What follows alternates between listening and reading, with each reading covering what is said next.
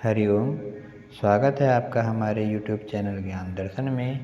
एकादश उपनिषदों के क्रम में आज हम अध्ययन करेंगे ऐतरेय उपनिषद का। यह उपनिषद ऋग्वेद से लिया गया है। जानेंगे इसका सामान्य परिचय। यह उपनिषद ऋग्वेद से संबंधित है। ऋग्वेद में ऐतरेय आरण्यक के दूसरे आरण्यक के अंतर्गत चतुर्थ, पंचम और षष्ठ यह 3 अध्याय हैं। इन्हें ही ऐतरेयोपनिषद के नाम से जाना जाता है। इसमें प्रथम अध्याय में 3 खंड हैं, द्वितीय अध्याय में 1 व तृतीय अध्याय में भी 1 ही खंड है। यहाँ पर इस उपनिषद के अंतर्गत यह शांति पाठ दिया गया है। प्राचीन काल में गुरु शिष्य परंपरा के अंतर्गत वेद आदि और शिक्षा आदि के अध्ययन से पूर्व गुरु शिष्य परमात्मा से प्रार्थना करते थे ताकि उनके कार्यों में किसी भी प्रकार का कोई विघ्न व बाधा न आए और परमात्मा से अपनी अभीष्ट की कामना वह करते थे। यहाँ पर कहा गया है कि वाणी मन में और मन वाणी में प्रतिष्ठित हो। आप मेरे समक्ष प्रकट हों और वेदों का ज्ञान प्रकट करें। मैं पूर्व श्रुत अर्थात पहले सुने हुए ज्ञान का विस्मरण न करूं अर्थात उसे भूलूं नहीं। इस स्वाध्यायशील प्रवृत्ति से मैं दिन और रातों को एक कर दूं अर्थात मैं निरंतर शास्त्र आदि का अध्ययन करता रहूं। मैं सदैव ऋत और सत्य बोलूँगा अर्थात ऐसा निश्चय किया गया है। ब्रह्म मेरी रक्षा करें, वह वक्ता अर्थात आचार्य की रक्षा करें और तीनों तापों की शांति हो, ऐसी प्रार्थना की गई है।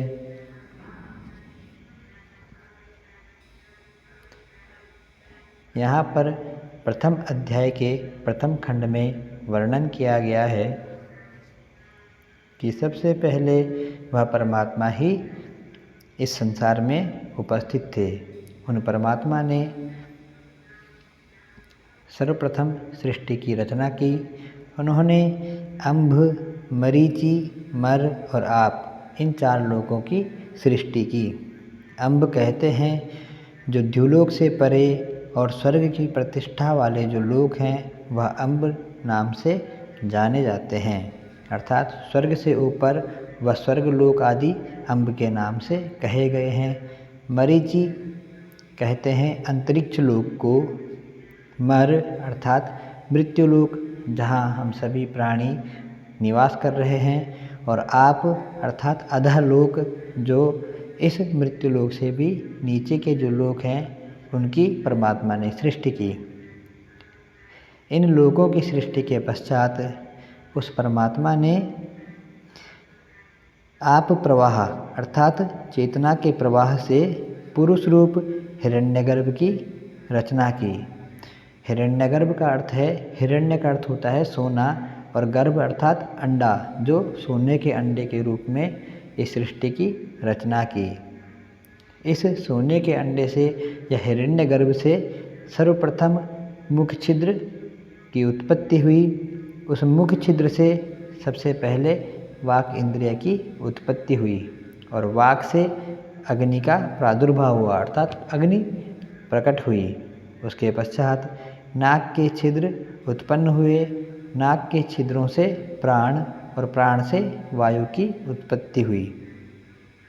इसी क्रम में नेत्र उत्पन्न हुए। नेत्र से चक्षु अर्थात देखने की जो शक्ति है वह उत्पन्न हुई और उस चक्षु से आदित्य का प्रादुर्भाव हुआ। उसके पश्चात कान की उत्पत्ति हुई। कानों से श्रोत्र अर्थात श्रवण शक्ति और श्रोत्रों से दिशाओं का प्रादुर्भाव हुआ। उसके पश्चात त्वचा प्रकट हुई। त्वचा से रोम और रोम से वनस्पति रूप औषधियों का प्राकट्य हुआ। उसके पश्चात हृदय, हृदय से मन और मन से चंद्रमा। उसके पश्चात नाभि, नाभि से अपान और अपान से मृत्यु की उत्पत्ति हुई। उसके बाद जननेन्द्रिय अर्थात मूत्र आदि का जिसे हम त्याग करते हैं। उसके पश्चात जननेन्द्रिय से वीर्य और वीर्य से ही आपकी उत्पत्ति हुई। यहाँ पर आप सृष्टि रचना में समर्थ है। यहाँ पर आप एक प्रकार का चेतना का प्रवाह बताया गया है। आगे हम देखेंगे।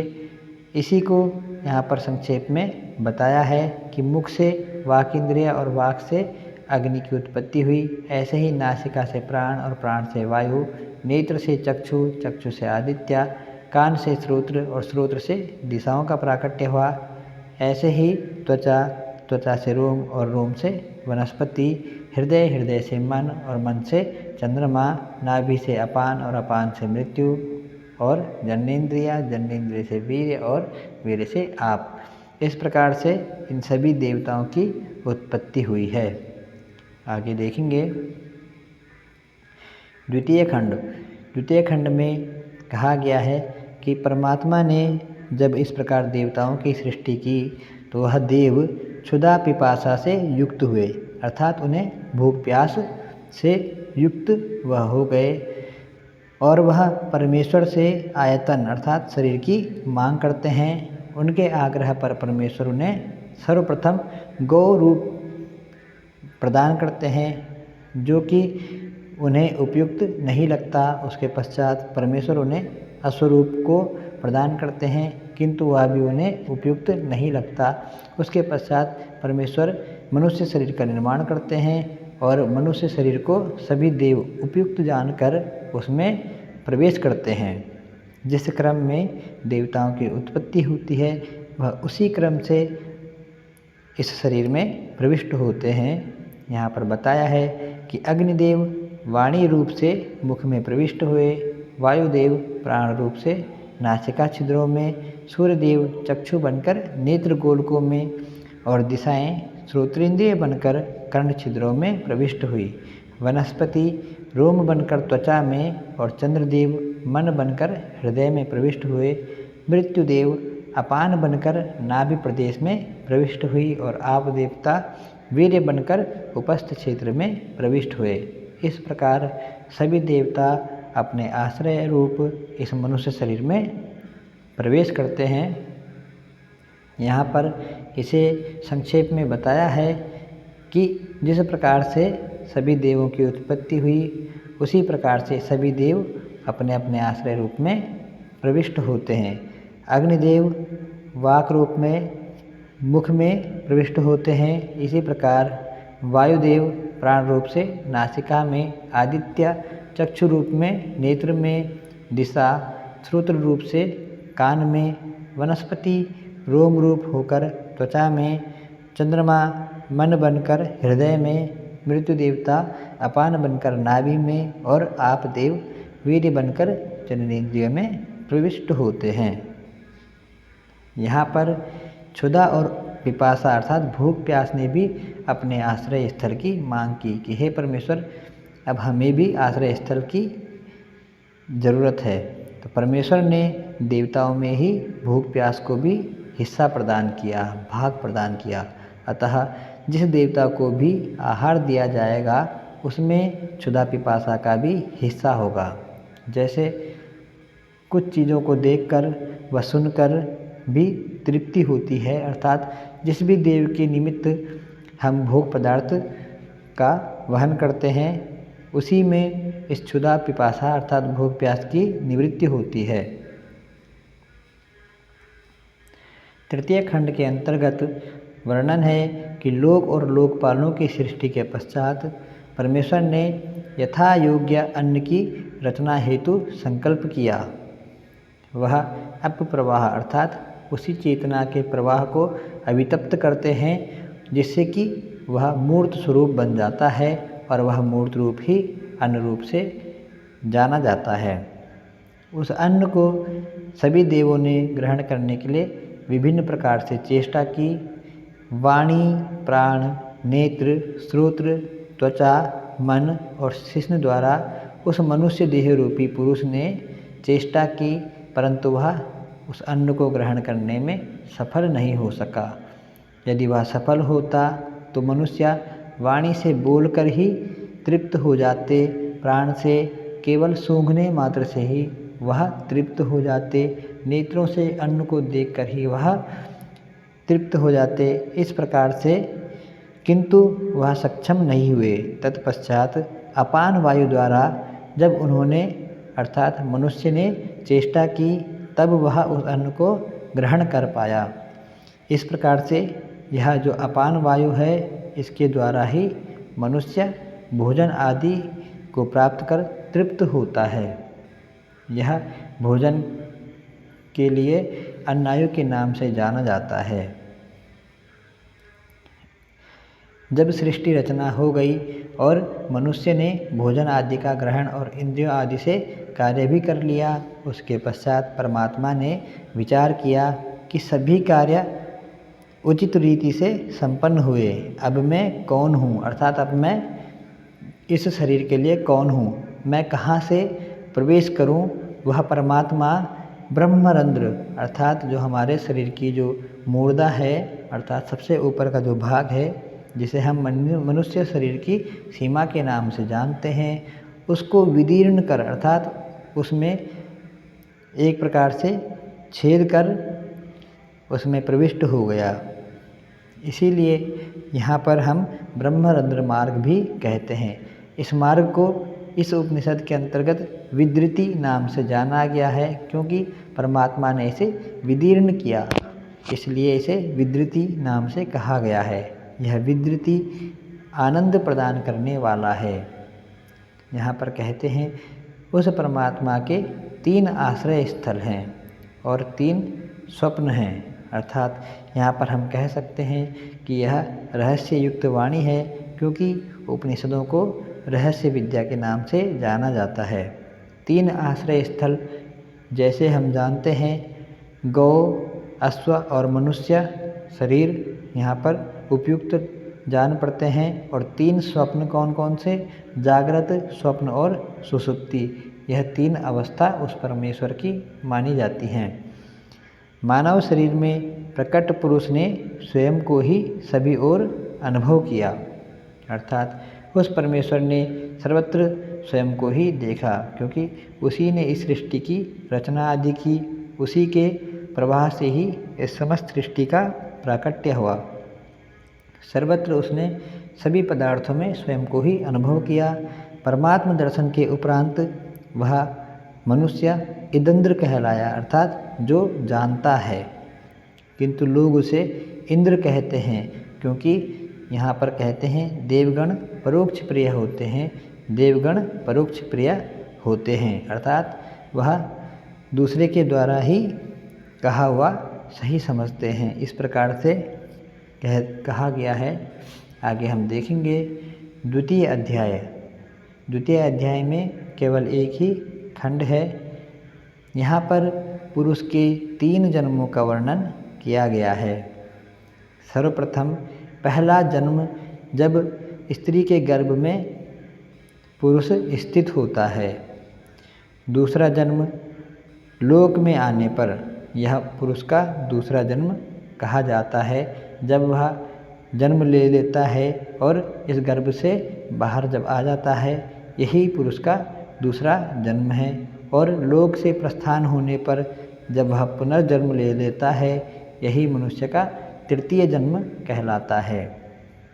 यहाँ पर ऋषि वामदेव की अनुभूति का वर्णन भी किया गया है। वह कहते हैं कि मैंने गर्भ में ही देवताओं के जन्मों के रहस्य को जान लिया।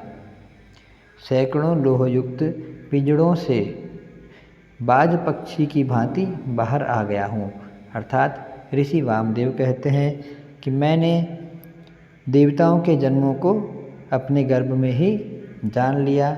जब वह गर्भ में थे, उस अवस्था में ही उन्होंने यह सभी अनुभव प्राप्त कर लिया। और वह कहते हैं कि इन बंधनों से मैं बाज पक्षी की भांति बाहर आ गया हूँ। शरीर नष्ट होने के पश्चात ऋषि वामदेव स्वर्ग में समस्त सुखों का अनुभव कर या उपयोग कर अमर हो गए, अर्थात वह परमात्मा को प्राप्त हो गए, उनकी परम गति हुई। इस अध्याय में ऐसा वर्णन किया गया है। तृतीय अध्याय में भी एक ही खंड है। यहाँ पर परमात्मा का वर्णन किया गया है कि वह कैसे हैं, वह कौन हैं। जिसे हम पूछते हैं वह आत्मा कौन है, जिसके द्वारा देखना, सुनना, सूंघना, बोलना, स्वाद और अस्वाद का ज्ञान होता है, वह कौन है, ऐसा परमात्मा कौन है, ऐसी जिज्ञासा शिष्य करते हैं। तो यहाँ पर कहा गया है कि हृदय मन भी है। संज्ञान अर्थात सम्यक ज्ञान, आज्ञान अर्थात आदेश की शक्ति। मनुष्य का जो मन है वह आदेश आदि की शक्ति भी देता है। विज्ञान, प्रज्ञान, मेधा अर्थात बुद्धि, दृष्टि देखने की जो सामर्थ्य है, धृति अर्थात धैर्य, बुद्धि, मनीषा मनन करना, ज्योति स्मृति, संकल्प आदि की शक्ति, मनोरथ शक्ति, भोग शक्ति और प्राण शक्ति, यह सभी शक्तियाँ अर्थात मनुष्य जो भी करने में सक्षम होता है वह सभी परमात्मा सत्ता की बोधक हैं। हम जो भी कर्म करते हैं, इसमें जिस भी प्रकार का कर्म हम करते हैं उसके लिए जो हम नियुक्त होते हैं वह चेतना के अंश से ही होते हैं। वह परमात्मा ही हमें कर्मों में प्रेरित करता है। यह ब्रह्म इंद्र प्रजापति का भी ईश है, अर्थात इनसे भी वह श्रेष्ठ है। वह पंच महाभूत है। यह समस्त अंडज अर्थात जो अंडों से उत्पन्न हुए, स्वेदज अर्थात जो पसीने आदि से उत्पन्न हुए ऐसे जो जीव हैं।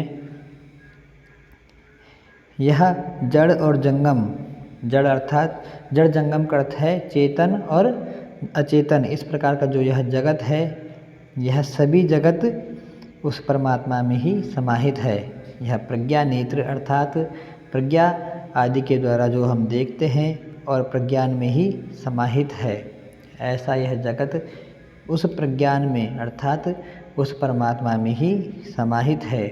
प्रज्ञान ही ब्रह्म है, अर्थात जानने की जो शक्ति है, जो हमारा लक्ष्य है और जो यह समस्त सृष्टि है, यह सभी प्रज्ञान अर्थात विषय जो कि हम परमात्मा को किसी भी लक्ष्य आदि के रूप से देखते हैं, यह प्रज्ञान ही ब्रह्म के नाम से कहा गया है।